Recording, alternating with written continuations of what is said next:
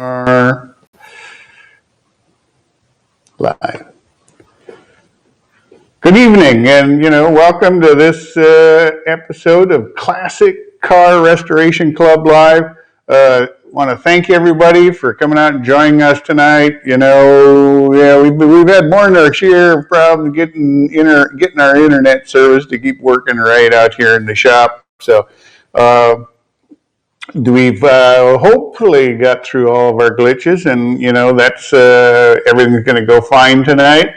Of course, we're joined by Gary. Gary's been fast at work on a lot of different projects I mentioned. He's been building fenders for 35 Dodges and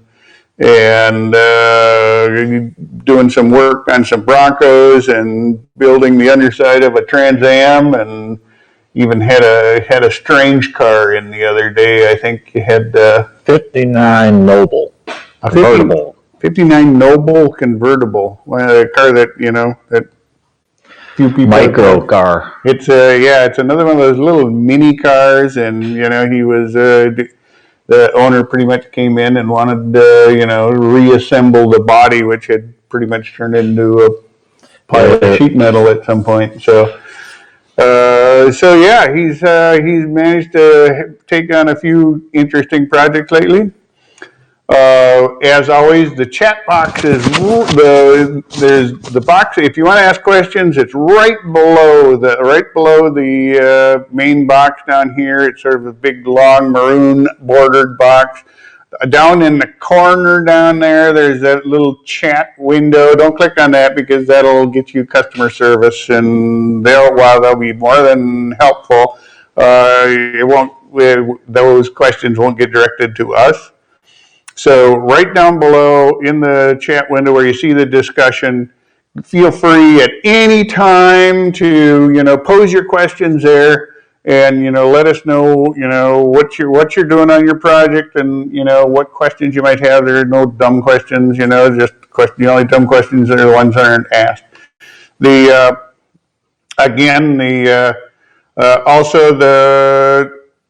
Another thing we want to promote here today, there's also the right above the discussion window here, there's the sign up for the newsletter. If you haven't signed up for the newsletter yet, it comes out like once a week, and it's just kind of highlight a few topics and tell you what's new on the site, and good information. It's just a little bit more feedback on what's going on here at the Classic Car Restoration Club.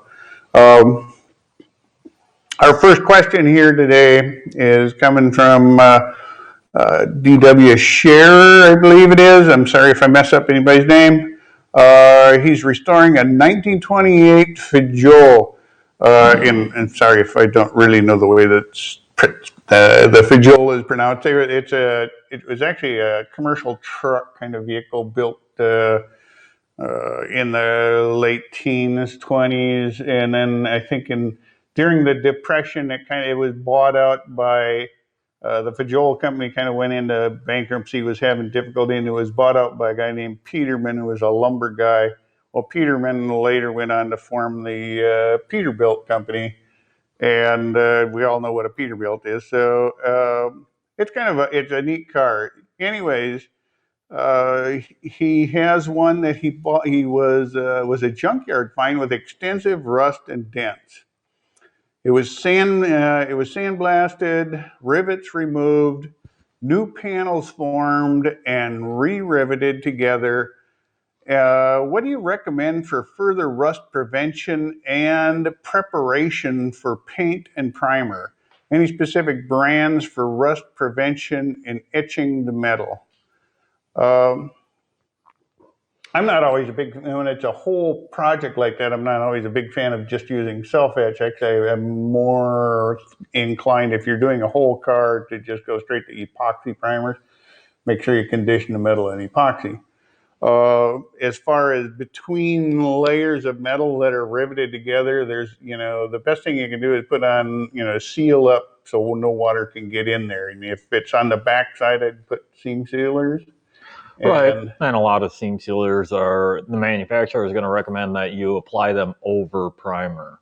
So go ahead and read and follow the manufacturer's recommendations on sealing your, layered spot welds or riveted panels, stuff like that.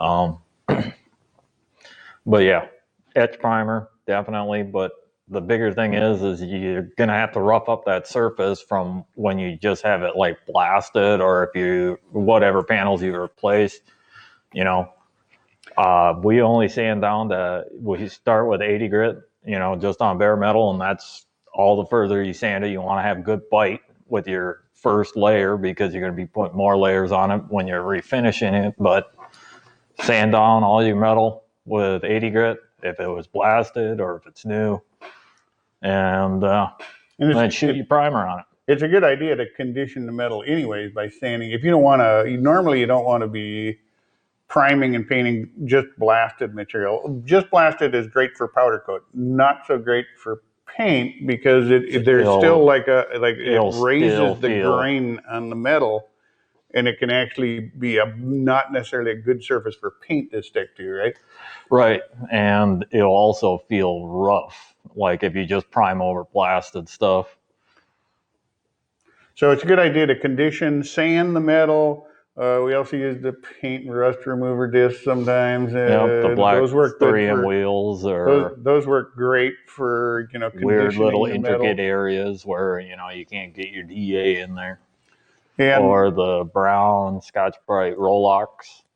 And as far as brands of product, a lot of my bare metal stuff, I use self etch when it's small parts or just. But like I said, when I do like an entire project, I usually go straight to an epoxy primer.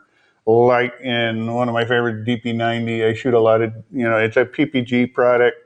They also, in DP90 is just black. They also have like a DP40, which is sort of a gray color, kind of a greeny gray color. Yeah, they actually have quite a few colors. So normally when you're selecting the color of your primer, you want something reasonably close to your paint color. So if you're shooting, a white car, it's not a bad idea to have white epoxy primer underneath.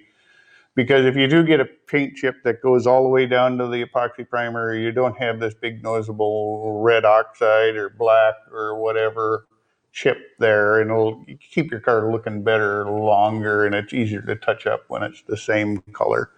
So I would strongly recommend going that way. You can, some guys do like to use self-etch. Self-etch primers do have an acid to them, and you really got to let them cure before you top coat them with anything.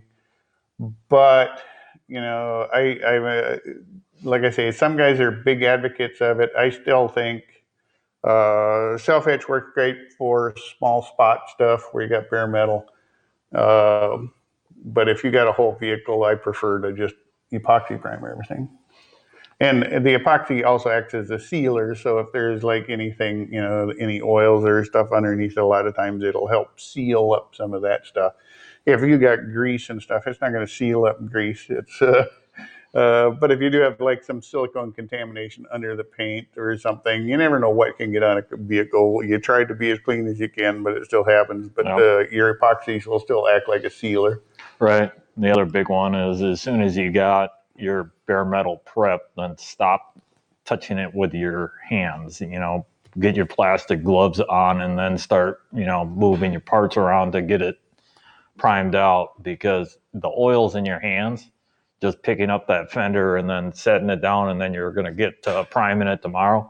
The oils in your hand will cause, the rust process to start, and it's the worst thing ever when, your car's been done for a year now, right where your hands were handling the metal, it's now bubbling up. So yeah, it's a good practice if you're gonna before you prime. If you've blasted and done everything else, Chris, you're going to wipe it all down with solvent. Make sure you get as much of anything off it as possible. But you do want, whenever you're handling that stuff, it's a good idea to wear gloves. Just so you're not transferring all them finger oils. Who hasn't seen a bare metal car in a shop that, you know, people have touched a few times here and there, and the next thing you know, you come in one morning and there's like rusty handprints all over the car, and you're going, where, you know, how'd this happen? And it mainly just the salts in your hands and the oils will cause rust wherever you touch. So keep it clean. You know, it sounds like you're off to a good start. You know, use body sealers on the backs of your riveted panels. And, you know, on the top side, if you have like riveted seams that are exposed, the best, you know, about the best thing you can hope for is just get a nice coat of paint on it to help seal up that edge where those two panels overlap.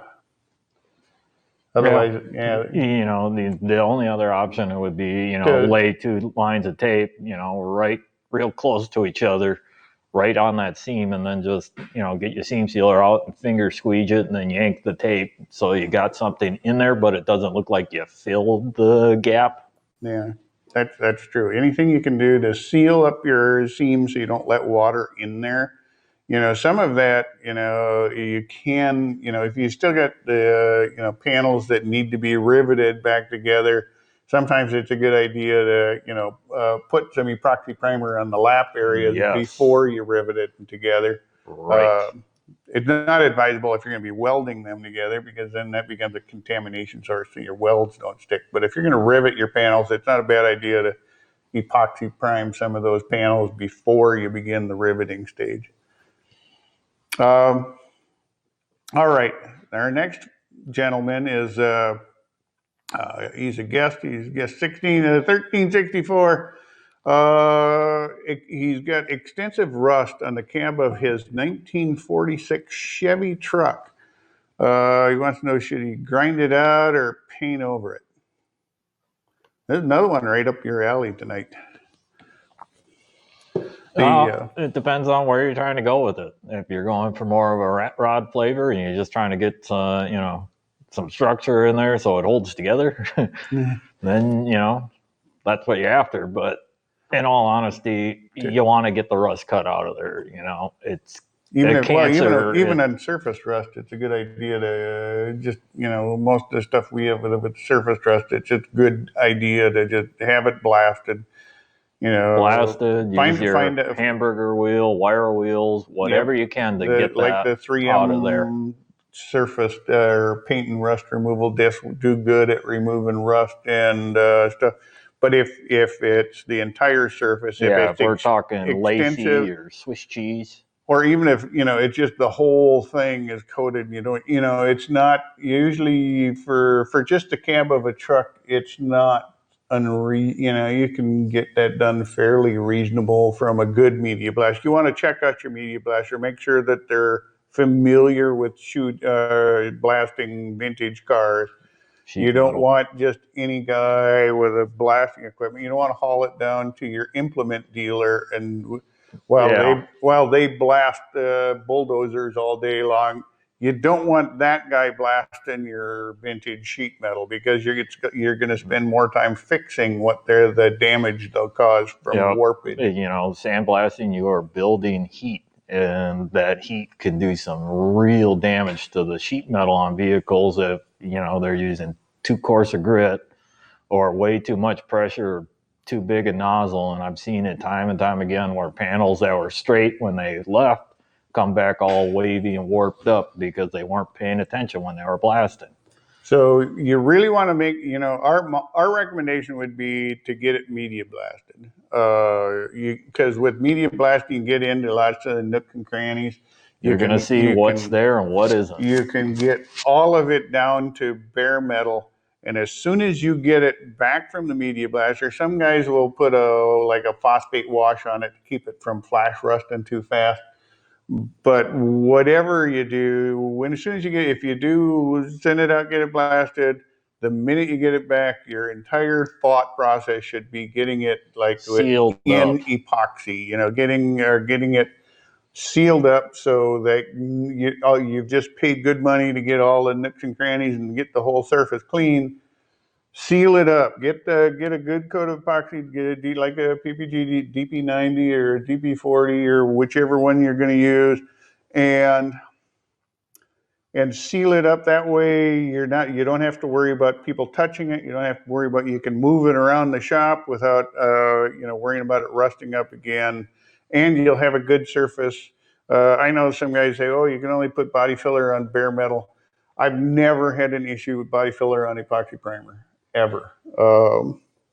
And so if you scuff the surface, it can be a real pain to get epoxy primer off, actually. So it makes a good surface to attach, and you can work the body fillers on top of it. You can and do whatever else you want on that. You don't have to worry about the base metal flash rusting or coming out one morning and you got all kinds of orange cracks and crevices and everywhere.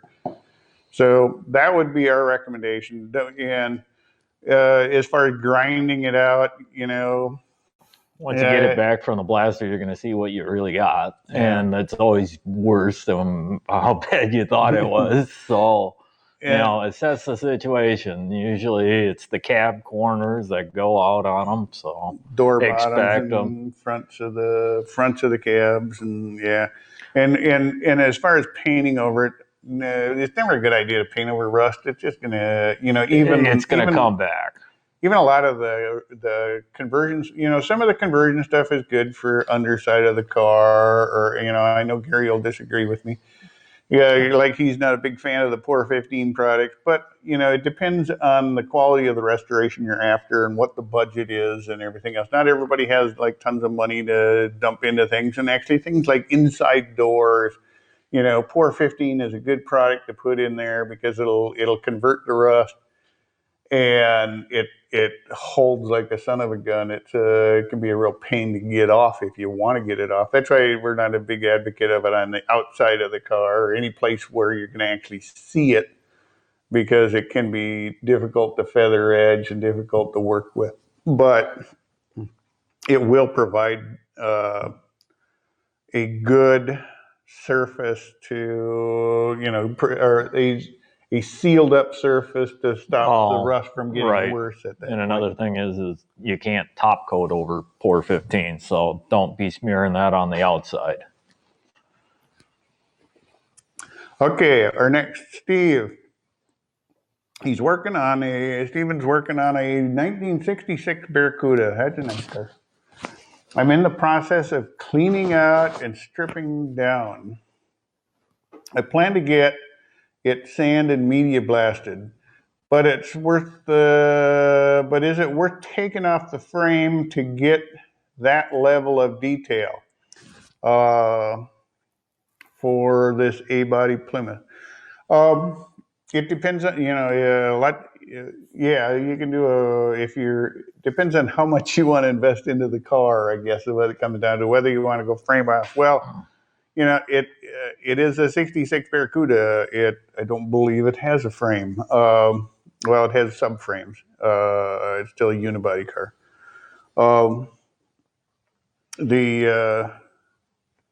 Is it worth taking it? Is it worth taking it off to clean it up? A lot of that stuff depends on how clean the underside of the car is now. Yeah. I mean, if you can get it up in the air and it's power wash and it looks good, or how rusty is it? I've seen cars where they were clean enough where it was just prep the underside of it and leave all the chassis and suspension and everything still in it and just blast and paint the outside. Yeah.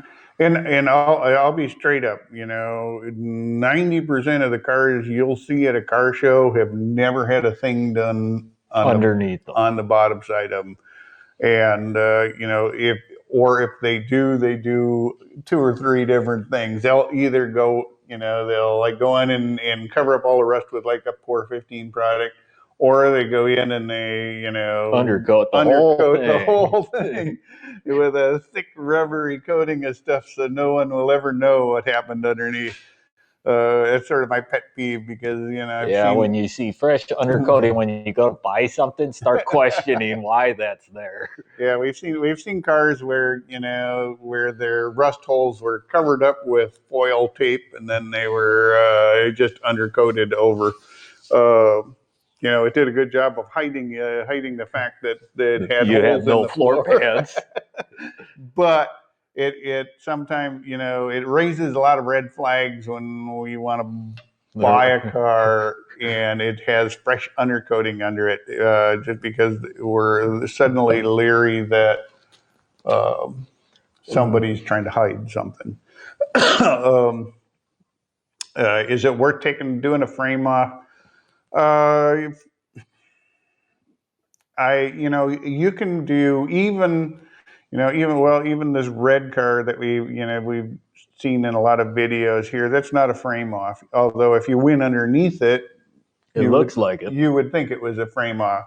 So yeah, It actually, the blaster picked the car up and set it up on big sawhorses with it on, the chassis and the body and everything on it. And he got underneath and blasted everything. And he got every little nook and cranny. So, check with your blaster, see if he has the capabilities to. And that car, when we got it back, the whole underside was just bare metal. It was not a frame off. Although then, after that, we had the ability to do it however we want. We could have just painted everything black on the underside, but we went in and we actually painted the body part red and painted the frame rail separate. And it meant some masking off and a little bit of time spent getting that set up. But most of the people that look under there automatically think it's a frame off. There are dangers in doing a frame off. It depends on the car. I just got done setting up a 66 Corvette convertible on a rotisserie, and what I had to do was build a ladder frame that went to the rotisserie, because that's a fiberglass body. And then you take a convertible, the biggest fear is the thing's going to bend in half. So, get your conduit out and weld it in between your doors where there is, steel to attach it, just so you can get it up in the air and on the rotisserie without, worrying about things like, things moving and bending or breaking, So even if you are thinking about going on a rotisserie, it's not, it's a good idea to get, some kind of way to keep the middle of the car from collapsing on that Barracuda.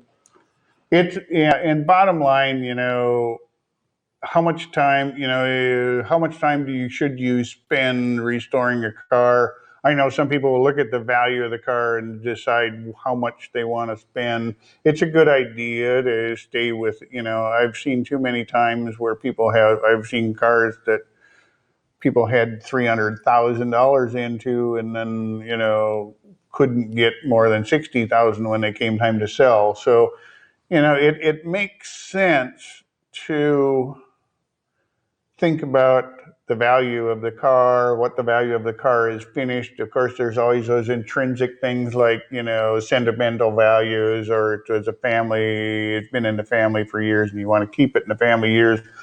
Beyond that, but if it's just a car you've bought, it's it's a good practice to think about what you're spending, not only as far as money, but as far as time. But if it's again, if restoring the car is part of your hobby, I don't know. To me, it's like then your time loses value because you enjoy working on the cars themselves. But if you're just building it to flip, you really want to keep a control of your time and your money, and be aware of what the value is. Our next guest is, let's see, says he has a 1985 Mercedes 380 SE and it smokes. Do you think by using a higher oil like 2550 and a Lucas oil stabilizer, boy, we just had, will the smoking stop? It's possible it'll stop, but for how long? Usually those products like the heavier weights oils, or like the Lucas, ring fix stuff, or back in the day it was STP. I remember lots of times, if our cars were smoking way too bad, and as back in high school, you'd pick up a can of STP, and that was, essentially a lot like dumping gear lube into the engine. I'm not going to say it was the brightest thing to do. It did slow it down. It smoked less for a while. It's also not, Miracle you're in a not getting can. you're not getting the lubrication that with a heavier weight oil that you would with a light oil. And what eventually happens is parts start to wear faster because your cylinders aren't getting as much oil, your bearings aren't getting as much oil, and not why we don't think about cold weather starts here for classic cars. I can tell you from my high school days that if your car was running, a couple cans of STP in it, or back then they also had another product called Stud, which was also like pouring some thick molasses stuff into there. If your car was running on that stuff, a lot of times here in Minnesota, you'd need, a pretty big battery just to get that engine to turn over on a cold winter day. So will it fix the smoking? Yes, it will slow it down. Will it fix it? No, it's Band-Aid. yeah, it'll be good for a while, and then it'll get worse again.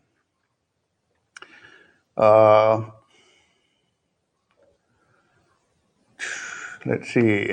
Your friendly host Donnie on Facebook is working on a 1970 SS 455. I don't know what the question is though.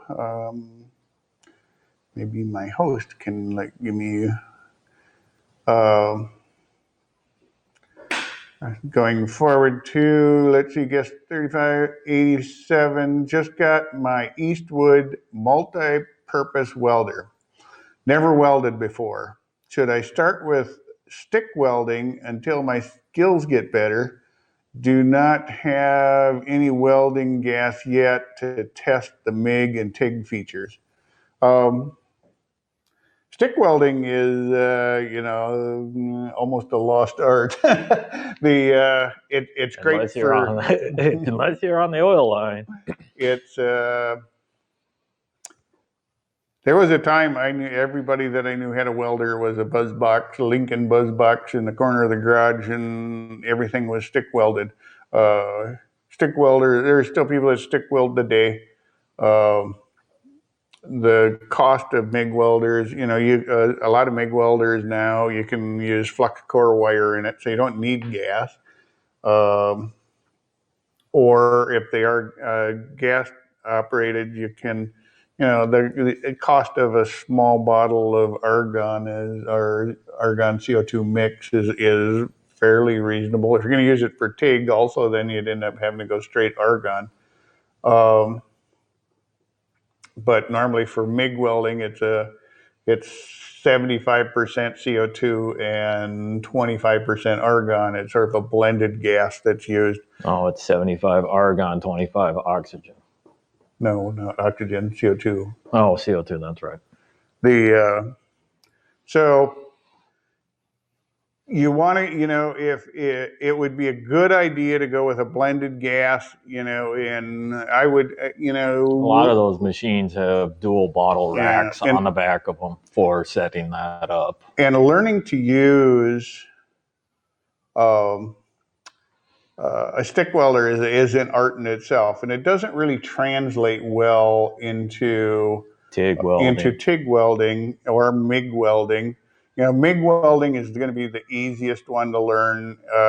Just because you can position yourself, you can be, and it's a matter of just squeezing the trigger and following, a straight line. Where with stick welding, you have to strike an arc, and then as soon as then you have to progressively be lowering as you move along your weld joint. You have to be constantly keeping that gap between the end of your rod and the base metal about an eighth inch or quarter inch. It always, as you feed it along, so it's doing more. You're not just like drawing a line like you can get with like MIG welding. There's just more, it's more involved, I guess, is the way I'd look at it. Yeah, the easiest one to do would just be start with the MIG welder. I'd say get a bottle and hook it up, start playing around with it. But there are plenty of how-to videos on MIG welding on this site, so go ahead and take a look at those as well. It's a fine welder. It should work well for you. I'm not sure I would start by learning stick welding because a lot of there's not a lot of real application spots for stick welding on a classic car. You can't weld like cracks in a fender with a stick welder. All you're going to do is blow bigger holes in it. With a MIG welder, you can, spot that in and cool down your weld enough where, you can weld on the sheet metal, but with a stick welder, you just really can't. To the next one, let's see, a gentleman has a 1962 DeVille. It has 2 drive modes on the shifter. Does anyone know the difference? 1 and 2? No, yeah. Is it just first and second gear? I don't know. I'm not aware of. Maybe somebody else can help me out. I'm not aware, other than the first gear, second gear, Drive. I'm not sure if they would have had the. I don't believe they would have had a 3-speed even then. It would have been the Power Glide or whatever Cadillac's equivalent was.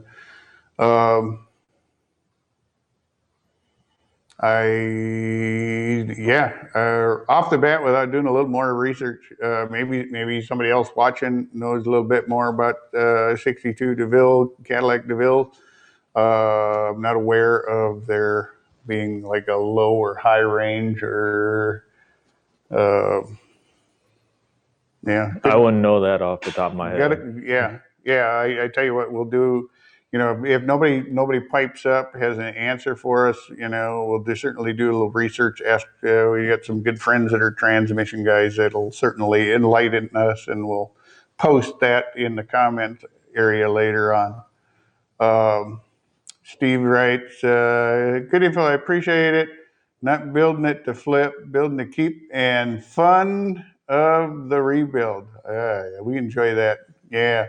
Yeah, and then if you don't plan on flipping it anytime, you enjoy working on cars, take it as far as you want. I've been accused of overworking my own cars on occasion.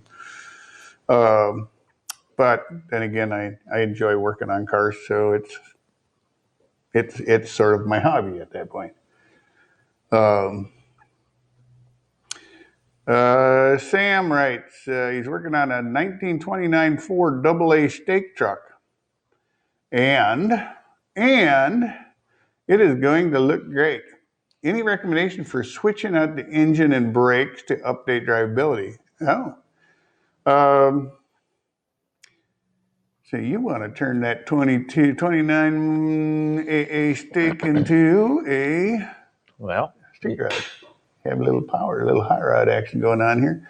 First thing to consider is what will fit underneath the hood. Or is the hood optional? Yeah, well, a lot of the Model A guys back in the day went with the GM V6s. That was the little V6s. They fit between the You don't have to cut the firewall to get enough room for your radiator and your fan. And that way, if you did change your mind down the road, that all your original sheet metal is still intact, and you're just the V6 will give you plenty of power, give you a lot more power than what you've currently got, and they make like performance accessories for them. They make manifolds for them. They make so you can build it up a little bit. You can make it look nice and get plenty of power. You can also get a small block Chevy in there or a small block Ford in there and still get the hood to close. Yeah, but gets a, anything bigger, gets a little, with the small blocks, it gets a little harder. You got to think, you got to start squishing stuff up. Make sure you have a short planning, water pump, and do your research. you can get it to fit. The 6-cylinder, of course, would be the easier fit, but and then of course you could always back that up with like a 200R4 transmission or something like that, and then you'd have overdrive and have an automatic behind it, which would make it kind of cool, and give you a lot more drivability than what you've got now. Yeah, that's the problem. It's like the 31 DeSoto we had in here. That's like it's a great car, fun car, but that little 6-cylinder that's in it just had like 26 horse, and it's not much for Get up and go. go anywhere with it. Brakes, look to finding something that will fit on the axle, and after they converted to juice style brakes instead of mechanical brakes that came on that. So something from 1940 is when Ford introduced the juice brakes. I don't know when they introduced them on the stake trucks, but I'm imagining similar. Yeah, yeah. There would be ways to, to get to swap out the brakes. There would be seems like you could get that done. I don't know what the front axles are like, and if you could. I'm imagining it's like 8 lug wheels or something. Yeah, and I would think with doing a little research, you might be, if you wanted to improve the braking too, there'd be ways to swap out your rear axle and then give you probably better, because I can tell you right now, your stake truck has really, really incredibly low gears in it, and it's great for pulling stuff. It's not so great for Getting out getting on a on, highway or getting on yeah, any road actually. So it's probably a good idea if you're going to do the engine tranny. You probably want to start thinking rear axle upgrade and probably even a front axle upgrade. And then you got to think about, do you want to keep the original wheels? If you do, there's probably some sorts of adapters available, or you can have them made, or there's wheels that look similar to the originals or whatever. So there are ways to make it work. I think it would be fun. Um, let's see. Oliver on YouTube writes, um, he has a question for Gary. Oh, you're on the hook now. How do you sew the backside of the piping after I sew the top side with the appropriate piping foot? Um, how do I sew the back side of the piping after I sew the top side with the appropriate pipe? I have a lot of problems with sewing through the fabric with the piping in the middle. There is 3 layers sandwich of fabric, piping material, and piping in the middle. I just got going on upholstery and have looks like a Conso 205 RB. So he does have an upholstery sewing machine, which should help him. Uh, when sewing through lots of material, what kind? I know you've sewn through like 9 or 10 layers of stuff before. Yeah. If you're sewing welting in, the stitch ends up being hidden. So you're fine to use a larger gauge needle. I have ran into problems where, you're snapping needles every 2 or 3 stitches. But the other thing is sometimes when you get more layers, you run into the part where the walking foot, where it's holding that welting, you can accidentally mold clear over it, and then you just have the 2 pieces of vinyl. The welt ends up, behind everything. So, what I do is I give myself, I don't sew the welting tight together, I sew it up loose, and then I come back in and tighten it up. But, it's real easy to get just off, and you start stamping through that little foam core welt, and then it your seat cover doesn't turn out, the way you want it to. But, what I do is I have, a line of tape on the sewing machine where I have a pen line. So when I sew up seat covers, I, plan on there being a 1/2 inch of material for, my edge. And so when I'm running it through the machine on the first pass, I'm clear, probably only 1/4 of an inch on when I sew the welt. And then, I'm 3/8 of an inch when I sew the sides to it.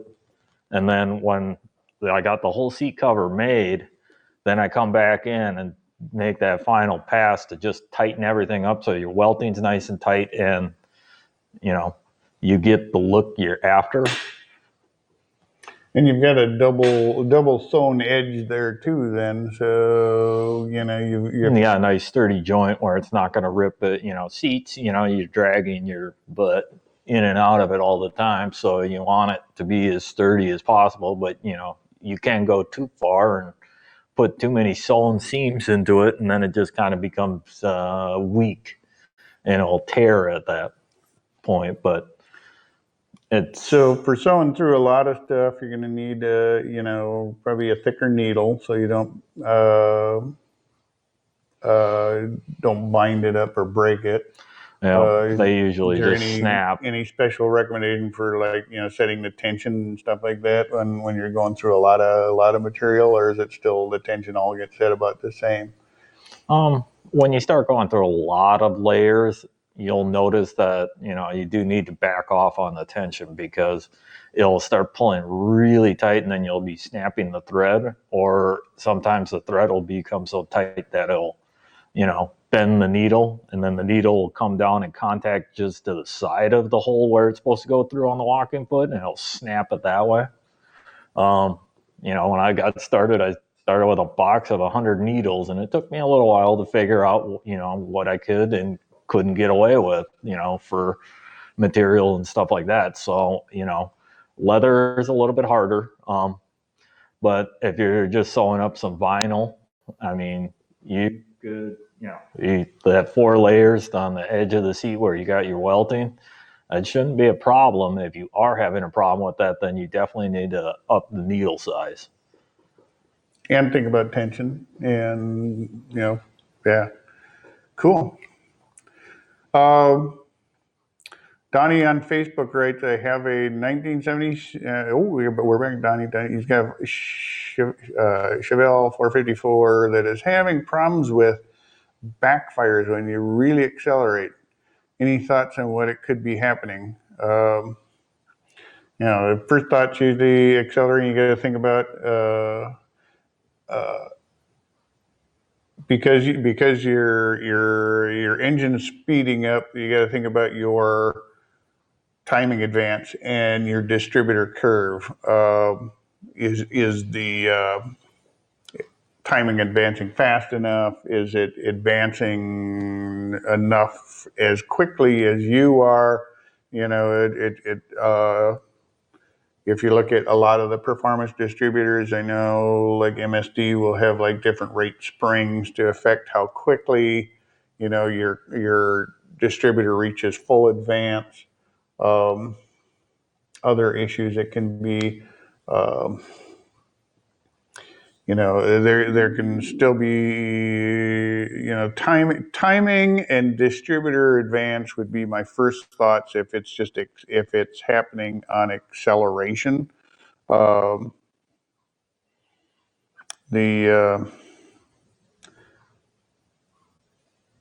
And then what else could it be beyond that? It could be, of course, it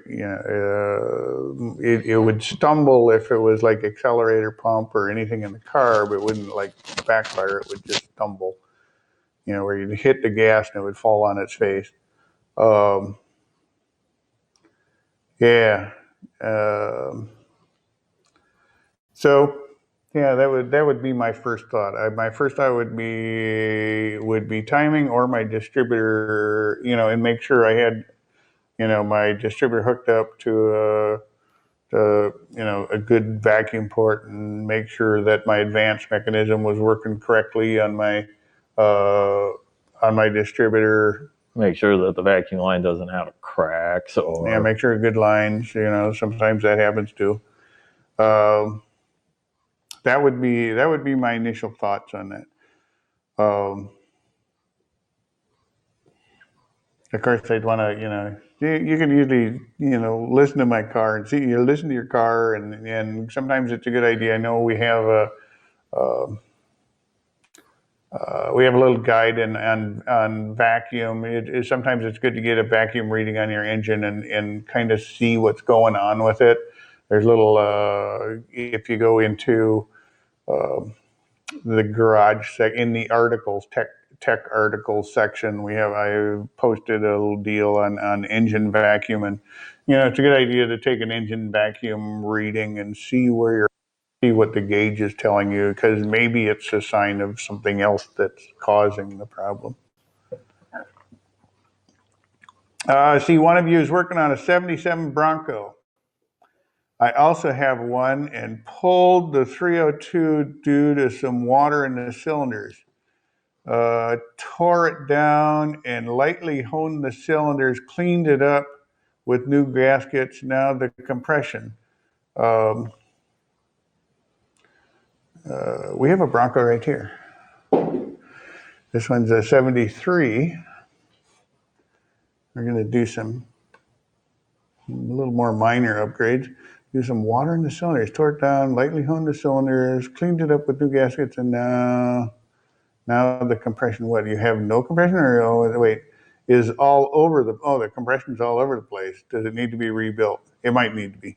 If you lightly hone the cylinders, well, now if you didn't replace the rings, if you honed the cylinders and didn't clean the ring or replace the rings, then odds are it might come in.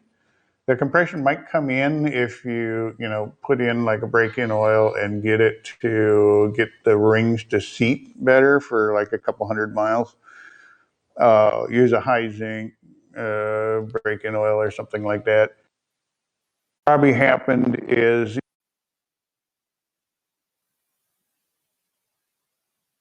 Cross that. You might be in a case where what would I do first? I would probably drive it a couple hundred miles and see where my compression is. See if my compression was coming back in all the cylinders. If Well, with the if it's new real home, bad, he's not going to be able to drive it. The what? If it's real bad, he's not going to be able but- to drive it if it's falling Yeah. all over its face. Yeah, if it's not drivable, it's not drivable. But if the compression it has to get pretty bad before you can't drive it. But I would be more inclined to say, yeah, I'm going to run it and drive it some. You don't have to go on a 200-mile trip. You can make several short trips to make 200 miles, or even let it run in your driveway and kind of vary the speed for a while, and vary the RPMs for a bit, and try to get the rings to seat and see if it's coming back. If it's not going to come back, odds are you're going to have to pull it back out and take it into the machine shop, have them check the cylinders. It could very well need to be bored and new pistons and rings, or on a vehicle that old, it wouldn't surprise me. But that would be my guess. I would try to get it to run first, and then if they weren't going to get your rings to seat, you're going to have to tear it back down again. Sorry to say that. Charles on Facebook says, hello, my 3,500 miles 302 has been sitting in my garage for 5 years. Now the motor seems to be locked up. Help. Usually what happens when a motor has been sitting, just sitting in the garage, and now suddenly it won't turn, even if it's 3,500 miles on it, is the fact that, whenever you just let an engine sit, if you don't fog the motor, and that means basically taking the spark plugs out, they sell fogging oil, and you insert a tube into each of the pistons and you spray some fogging oil into them. and this gets oil in the top end, because there's normally no oil in the top end of an engine, because that's where the combustion is. That's where the gas is burning everything out of there. So when you just stop an engine, some of the valves are going to be open. Some are going to be some of your intake valves are going to be open. Some of your exhaust valves are. And soon as that bare metal in that cylinder is open to the air, and it gets cool, and you have humid days and dry days and cold days and hot days, and you get moisture that moisture is in the air, it's in the engine, and it starts to rust those cylinders that are open with the valve sitting open. That's why it's a good idea, if you do have a motor that's just sitting, is to go out and once a month, go turn it over a couple times. So yeah, ideally you fog the motor before you start, and then at least you stand a chance of it running. If you didn't fog the motor, you don't give up hope. You can fog it now. Maybe use some stuff like, some guys swear by, like mystery oil or sea foam, or there's the acetone ATF mix, or a number of things you can, spray into those cylinders and just let it sit for a while. And then come back and, try to start it, and try to, get a big wrench on the end of the crank and see if you can budge it a little bit, and come back, 2-3 times, maybe add a little more oil, or spray them again a couple of times, and see if you can get that to move. Sometimes it doesn't take a lot of surface rust to seize up a motor. It just takes a little, because those rings are really tight to those piston walls. So it's just a little, it can seem like it's never going to go, but sometimes, if you can just keep working at it, you can get it to crack free. And, I know a lot of guys that'll, as soon as they can get it to turn, they'll go ahead and start it and run the darn things. It's, ideally the best thing to do is tear it down and, clean out the cylinders and redo it. But, there's a fair amount of expense in that. Another option is, with technology, get cheaper, the small little service inspection camera. Pop the plugs out and stick the camera in there and take a peek. Yep, we did a little video on that on a borescope, where we, and it was like $20, where we could actually stick it into the spark plug holes and see what's going on inside each of the cylinders. And it's a great investment, and they're relatively cheap. And as long as you have a smartphone and the camera, you can stick the camera in and watch it, on your smartphone. So, or if you have a laptop or even a full-size computer, it's USB, so it'll plug.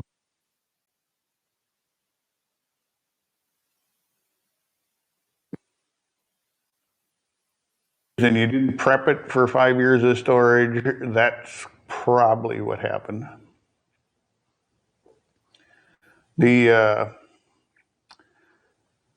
Sam says, thanks, you're welcome, Sam. I hope that whatever we talk about helped. Let's see, 66 Coupeville has 2 drive settings. Which one should I drive in? What is the difference between both of them? If it just says 1 or 2, it's like first and second gear. And first gear would be, or the low, usually in the power guide, it's not even marked 1, 2, it's like low and high. You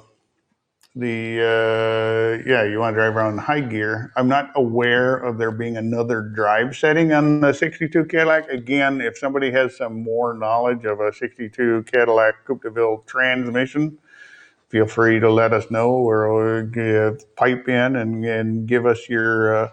We do have a good friend that is a transmission man, and if we don't get a good answer here, we'll kick it out to him, and he'll have the information they know, and we'll type it in there, in the next couple of days.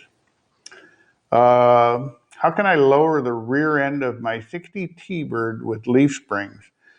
The easy way. Oh, well, you got a few choices. You can take out a leaf, and that, because that will lower, if you unbolt your rear axle from it and then unbolt the spring pack and take out, the shortest leaf in the batch, that will effectively, because your car, it'll reduce your spring rate and allow your car to sit lower.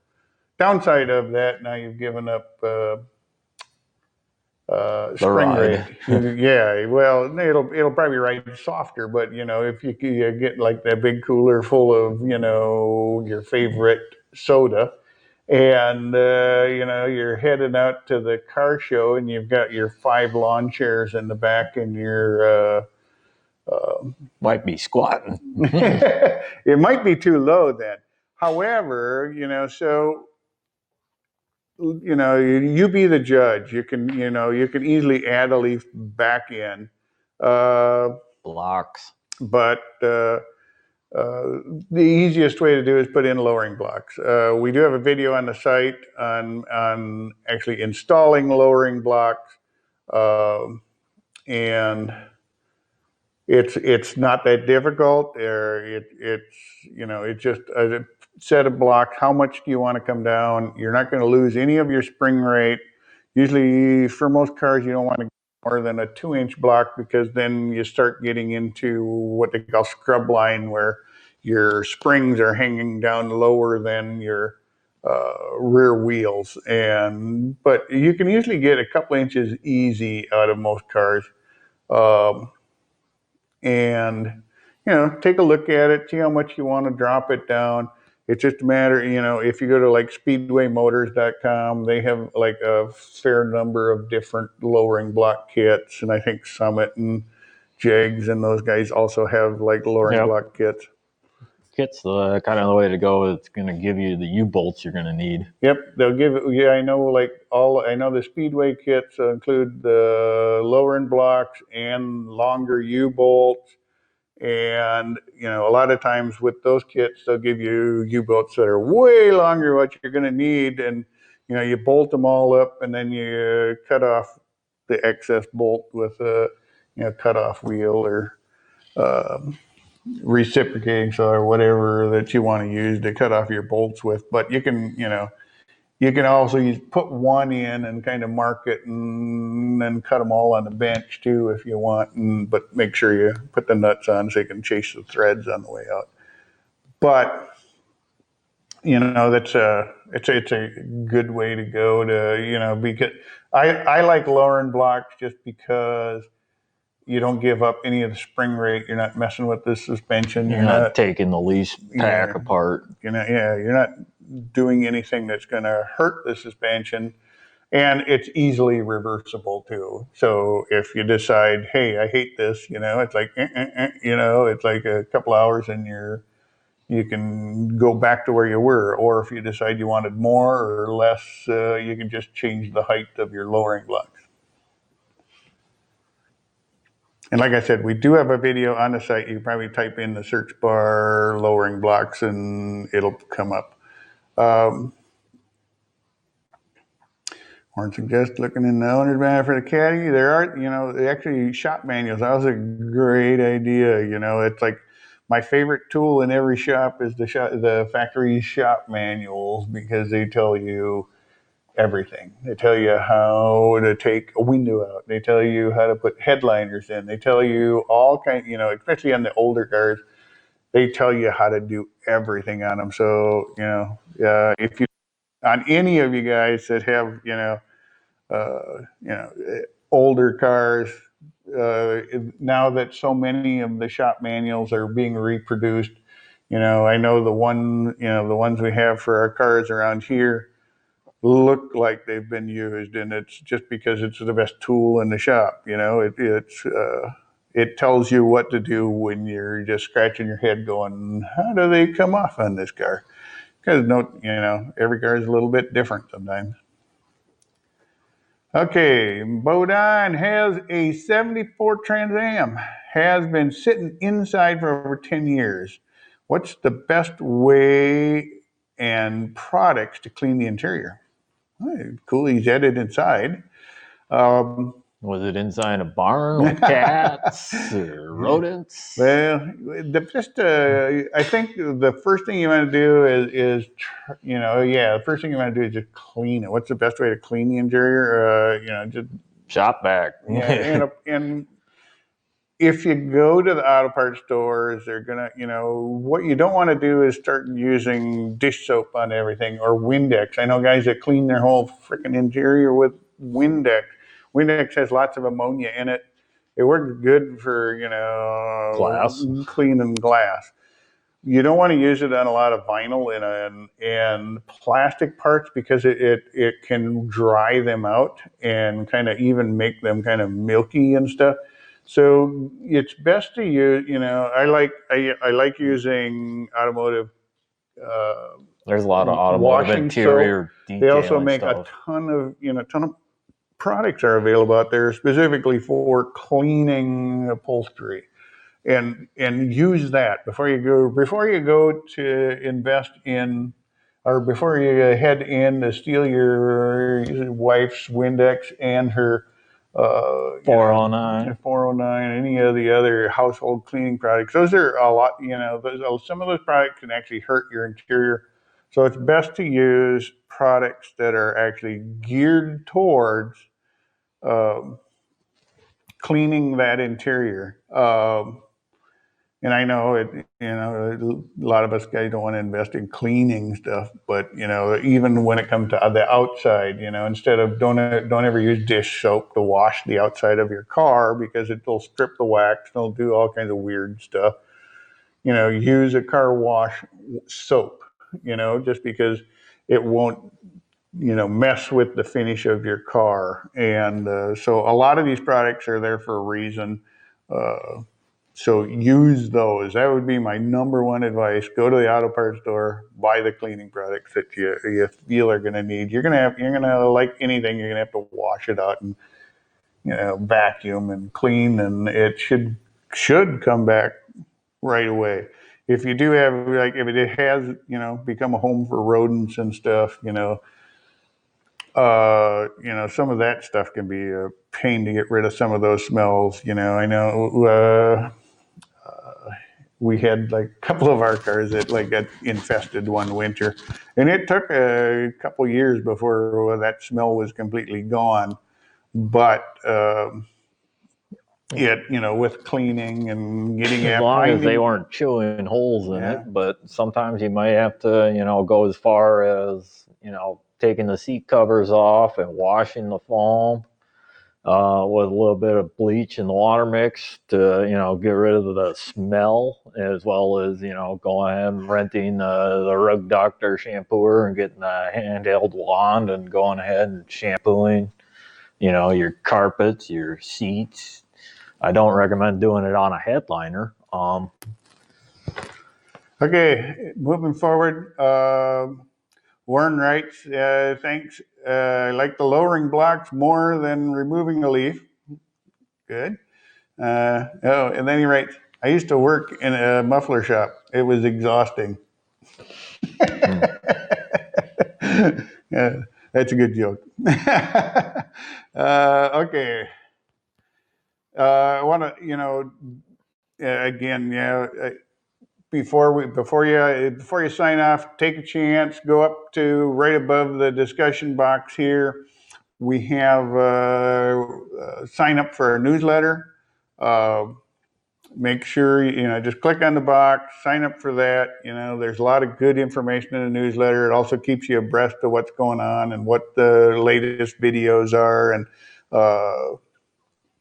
also links to some of the newly released tech articles and stuff like that. So, yeah, it's a good way to stay informed. So make sure you click on that. I see we're at the top of the hour. I want to thank everybody for coming out again today. You know, we got some questions that came in online too through our email. Of course, we'll mail them back and we'll share them with you next time. So we look forward to joining you again next month. Thanks again. Hopefully, now that we've got all of our glitches, we'll be back to a regular schedule, and we'll keep the vermin from chewing through our cable. And with that, you know, thanks again for joining us, and good night.